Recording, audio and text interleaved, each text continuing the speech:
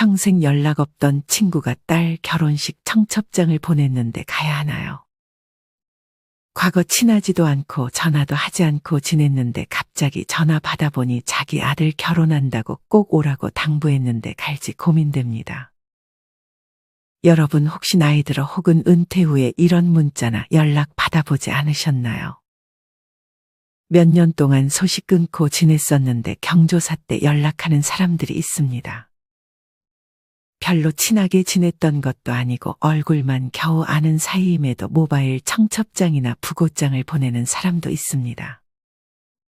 경조사비는 사실 뿌린 대로 걷어지지도 않습니다.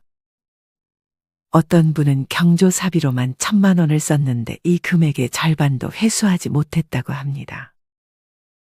누군가는 이런 것을 보면 경조사비를 돈 걷어들이는 수단으로밖에 보이지 않는다고 말하기도 합니다. 또 어떤 분은 20만 원 축의금을 지인 경조사에 냈는데 나중에 자기 경조사에 그 지인은 5만 원만 내고 갔다며 씁쓸하다는 글을 남겨주기도 했습니다.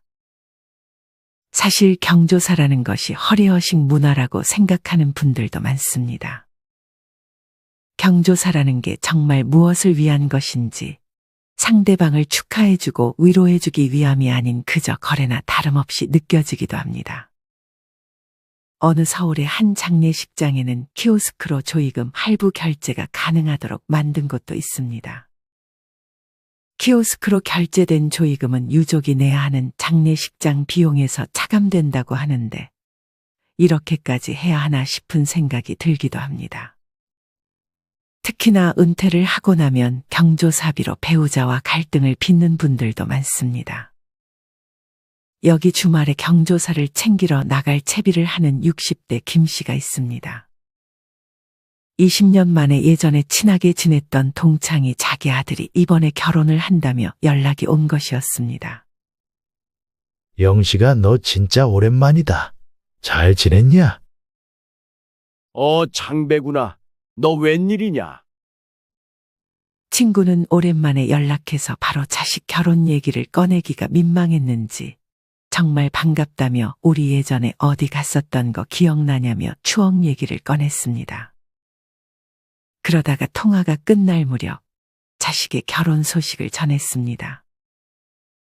이번에 막내 아들이 결혼하는데 또 자식 결혼식은 부모 인맥이 중요하잖냐? 그래야 내 체면이 서기도 하고 꼭 좀 와줬으면 한다. 돈은 안 내도 돼. 밥만 먹고 가. 김 씨는 은퇴도 했고 할 일도 많이 없었기에 그리고 무엇보다 좋아했던 친구였기에 거리낌 없이 가겠다고 했습니다. 그 친구는 잘생긴 외모에 운동도 잘했고 싸움도 잘해 말 그대로 인기가 많았던 친구였습니다. 이 친구를 보며 어떤 일을 하든 성공할 사람이라고 생각했고 오랫동안 신뢰하는 마음도 있었습니다. 물론 이 친구는 김 씨의 아들 결혼식에는 참석을 하지 않았습니다. 김 씨는 이 친구에게 청첩장을 보내기는 했지만 답장이 오지 않았었습니다. 김 씨는 그냥 일이 바쁜가 보지 하고 크게 개의치 않아 했습니다. 김 씨는 요새 결혼식 밥값도 비싸니 10만 원 정도를 하려고 했지만 아내는 기겁했습니다. 그분은 우리 영기 결혼식 때 오지도 않았는데 뭘 10만 원씩이나 하려고 해. 원래 받은 게 있어야 주는 거지. 우리도 이제 지출 관리해야 할 시기야. 김 씨는 아내의 성화에 못 이겨 그러는 척했지만 그래도 10만 원을 준비해 갔습니다. 사실 김 씨는 은퇴하고 외로움을 많이 느끼던 상태였습니다. 은퇴를 한 후 직원들의 경조사에 빠짐없이 참석했지만 누구 하나 은퇴한 김 씨를 반겨주는 사람은 없었습니다. 예전에는 경조사가 끝나면 밥을 사준다든지 그랬지만 이제는 참석해도 대부분 연락 한 통 받지 못했습니다. 김 씨는 회사에서 승진이나 인사에 영향을 줄 수 있는 자리에 있었던 때가 있었습니다. 그때는 부하 직원들이 멀리서도 일부러 달려와 반갑게 인사하더니 은퇴하고 자리를 떠나자 모르는 사람처럼 눈인사조차도 받지 못할 때가 많았습니다. 김 씨가 직장에 다닐 때면 명절 아침부터 제사도 지내지 못할 정도로 전화기에 불이 붙었지만 은퇴 후 1년 만에 찬밥 신세가 되어버렸고 1년 전 김 씨가 부친상을 당했을 때 그만둔 부하 직원 중 3명만 잠깐 인사하고 가는 정도였습니다. 김 씨는 옛말에 정승집에 개가 죽으면 북적이지만 정승이 죽으면 개미 한 마리 없다는 말이 이런 거구나 생각했습니다. 김 씨가 이런 일을 당할 때면 아내는 한마디씩 거들었습니다. 웃긴 게 여러 군데 모임이 있지만 가만 보면 애들 시집장가 다 보내고 부모님 상 치른 후엔 은근히 모임에 안 나오는 인간들도 많더라. 다들 자기들만 생각하는 거지. 왜 그렇게 사는지들. 한창 외로워하던 김 씨에게 연락해준 친구는 김 씨에게 큰 위로가 되었습니다. 친구는 자식 결혼식에 와준 김 씨를 격하게 반겨줬습니다. 영씨가 와줬구나. 고맙다. 격하게 반겨주는 친구로 인해 김 씨도 먼 길 온 게 헛되지 않았구나 생각했습니다. 김 씨는 결혼식장에서 동창을 많이 볼 수 있을 거라 생각했지만 의외로 아는 얼굴들이 많이 보이지는 않았습니다. 경철이랑 규식이 안 왔냐? 그러자 친구는 약간 버벅이며 걔네는 몸이 안 좋은가 봐. 오지는 못하고 축의금만 보냈어. 김 씨는 약간 뻘쭘하게 모르는 사람들이 섞인 테이블에 앉아 있었습니다. 며칠 후 그 친구에게서 연락이 왔습니다. 와준 것이 너무 고맙다며 식사를 대접하고 싶다는 연락이었습니다. 친구는 근사하게 대접하고 싶다며 1인당 20만 원이 넘는 식사 자리로 초대했습니다. 김 씨는 살짝 부담스럽긴 했지만 그래도 와준 것을 정말 고마워하는구나 생각했습니다. 이런저런 과거 얘기를 하다가 김 씨가 물었습니다. 그나저나 내 번호 어떻게 알았어? 친하긴 했지만 당시에는 핸드폰도 없었고 번호를 알려준 적이 없는데 어떻게 알았는지 의아해 김 씨가 물었습니다. 경철이한테 물어봤지. 그건 그렇고 퇴직했다며. 앞으로 계획은 어때? 술이 어느 정도 들어간 후에 친구는 어떻게 김 씨가 퇴직한 사실까지 훤하게 꿰뚫고 있었는지 이렇게 물었습니다. 김 씨는 약간 이상함을 느꼈지만 이제 계획해야지 하며 어영부영 답했습니다. 사실 김 씨는 모아놓은 돈이 많지 않아 이제부터 어떻게 돈을 벌어야 하나 고민을 많이 하던 찰나였습니다. 그 사실을 간파했는지 친구가 갑자기 땅 얘기를 시작했습니다. 친구는 어느 사기꾼들이 하는 멘트처럼 아는 부동산에 계신 분이 평당 30만 원 하는 야산이 있다는 얘기를 하며 고급 정보인 양 너한테만 알려주는 거라며 소근소근 얘기를 시작했습니다. 어디 산업단지 근처라 4에서 6년 사이 개발이 되면 크게 돈을 벌 수 있다고 말했습니다. 김 씨는 친구의 의도를 단번에 눈치챘습니다. 실제로 그곳은 지금 소문이 조금씩 돌던 곳이라 만약 정확한 지식이 없다면 누구라도 속을 수 있는 정보였습니다.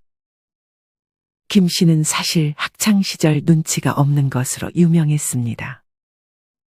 정이 많고 사람을 쉽게 믿어 크고 작은 배신들을 당한 경험이 있었습니다.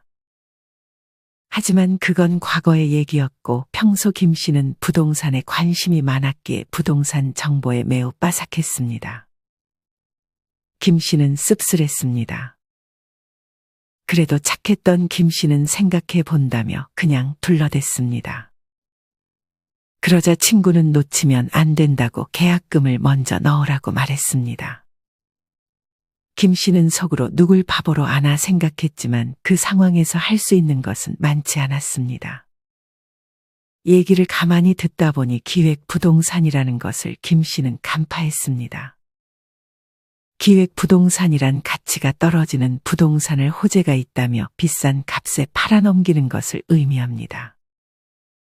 땅에 대한 생각이 전혀 없던 사람일지라도 개발만 되면 몇 배의 수익을 보장한다는 달콤한 말에 속아 사기를 당할 수 있는 수법입니다.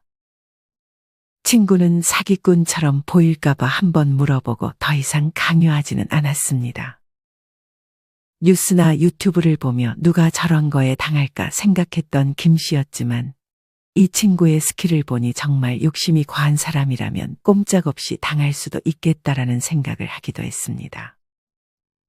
김 씨는 어차피 경제권은 아내한테 있어서 내 맘대로 할 수 있는 건 없다고 답하며 아내 핑계를 대며 빠져나오려 했습니다. 그러자 얼마 안가 친구는 돌변해서 너 아내한테 휘둘리고 사냐? 남자가 입맛 자존심이 있지. 하며 갑자기 말을 막 하기 시작했습니다. 넘어올 거라고 확신을 해서 비싼 음식도 사줬는데 안 넘어온 것이 분했는지 술이 많이 들어가자 점점 친구는 더 말을 막 하기 시작했습니다. 야, 뭣도 아닌 게 진짜 좋은 거 소개시켜줬더니 사람 말이 우습냐? 하며 시비를 걸기 시작했습니다. 김 씨는 많이 취했다며 잠깐 화장실로 갔다 와서 다시 얘기하자고 말했습니다. 김 씨는 자기 음식값만 계산하고 그대로 집으로 향했습니다. 더 이상 엮이기 싫고 시간 낭비하기 싫다는 이유에서였습니다. 전화가 울렸지만 연락처도 바로 차단했습니다. 얼마 후 다른 친구에게서 김 씨에게 연락이 왔습니다. 야, 너 창배 만났었냐? 걔가 너에 대해 안 좋은 소문 엄청 퍼뜨리고 다니던데. 뭐라는데? 사기꾼 친구는 김 씨의 아내가 술집 여자였다느니 자식들 일자리 하나 못 얻고 불쌍하게 산다느니 하는 등의 거짓 소문을 퍼뜨렸습니다. 김 씨는 참 유치하다고 생각했습니다. 나이가 몇인데 이런 소문을 퍼뜨리고 다니는지 어이가 없었습니다.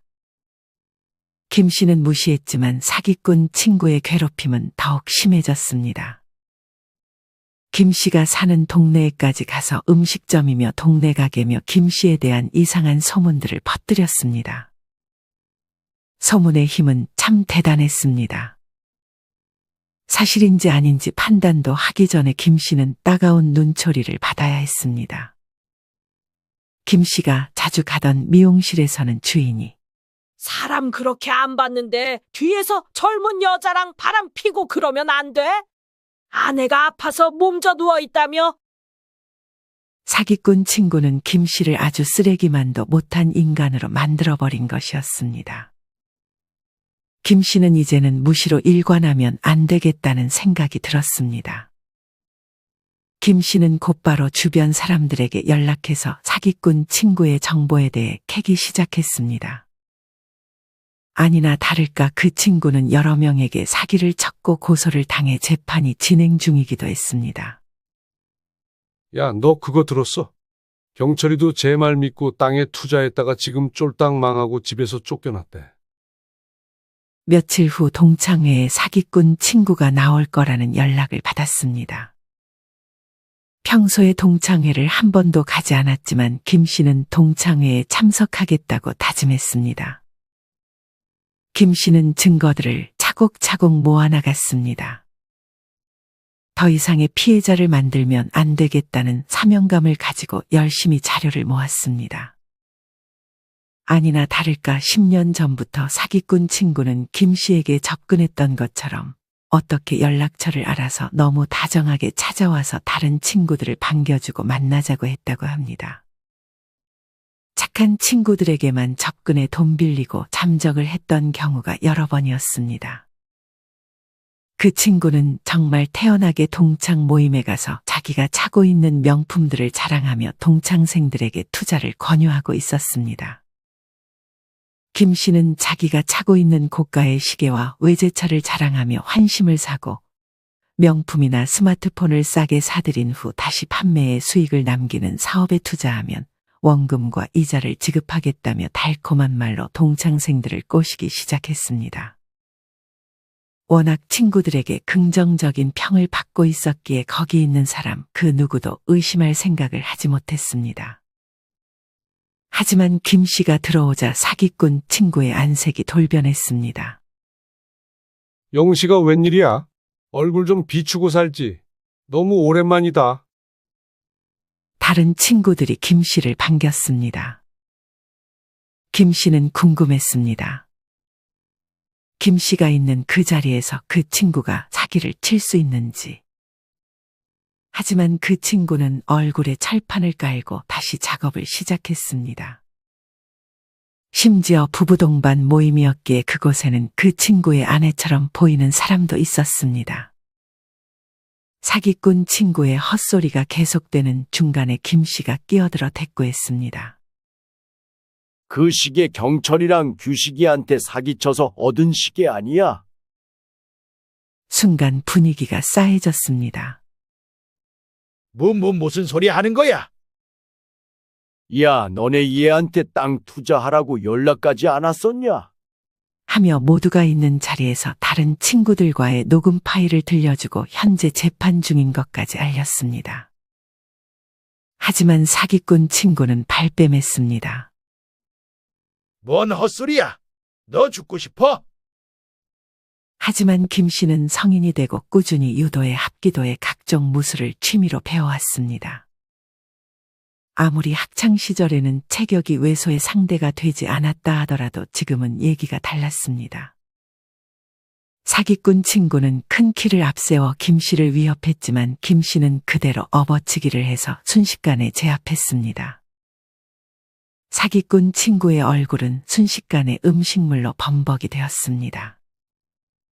사기꾼 친구는 분해하며 경찰에 신고할 거라고 했지만 사실 그 친구는 전과도 여러 개 있어 신고를 하지 못할 것이라는 것을 김 씨는 알고 있었습니다.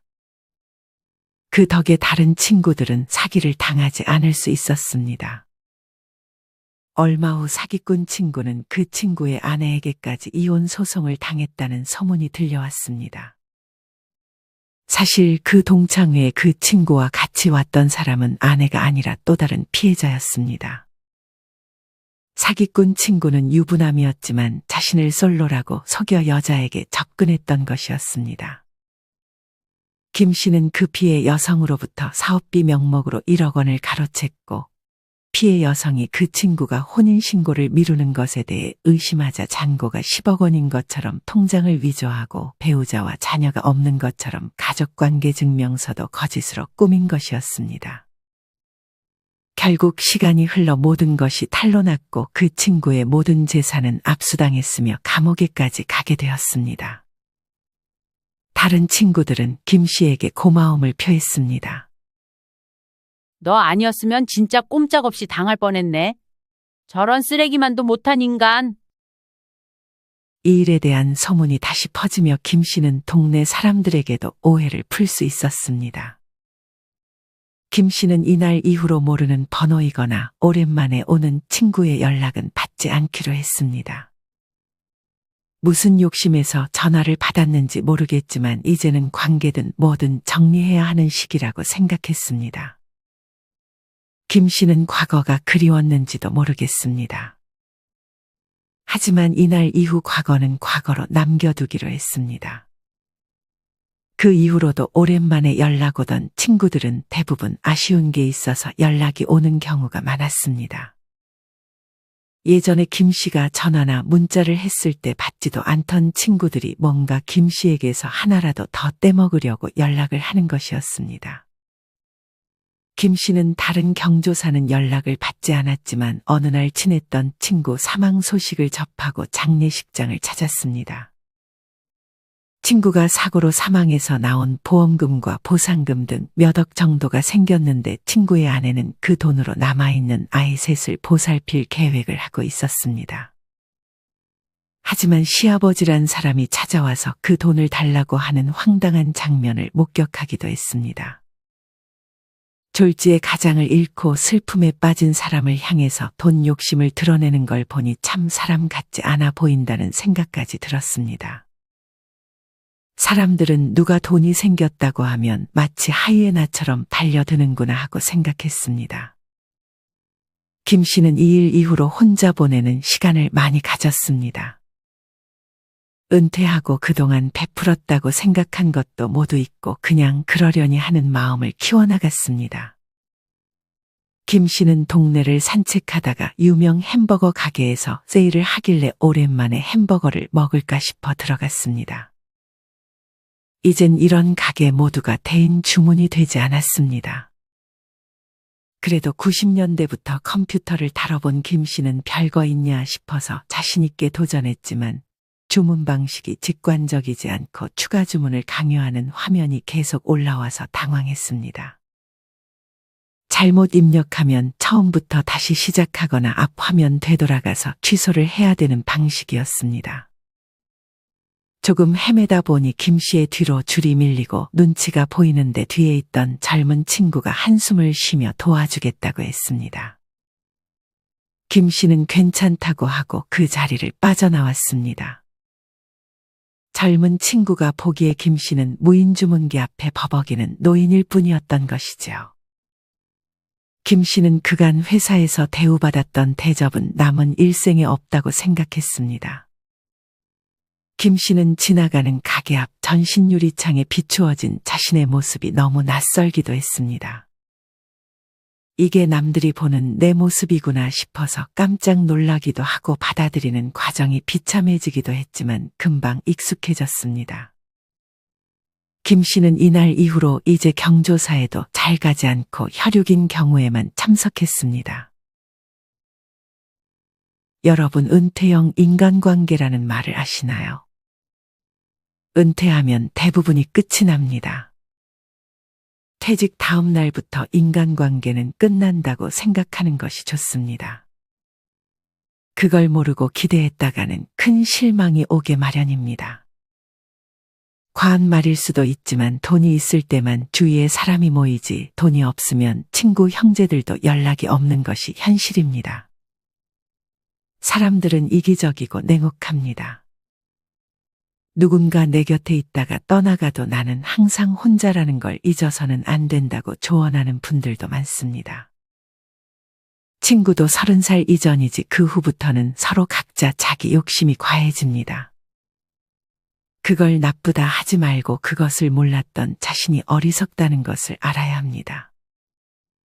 경조사 잘 찾아 다녀봤자 안 오는 사람도 많다는 걸 알아야 하고 자기 역시 남의 경조사에 다 찾아다닐 필요 없는 것 같습니다.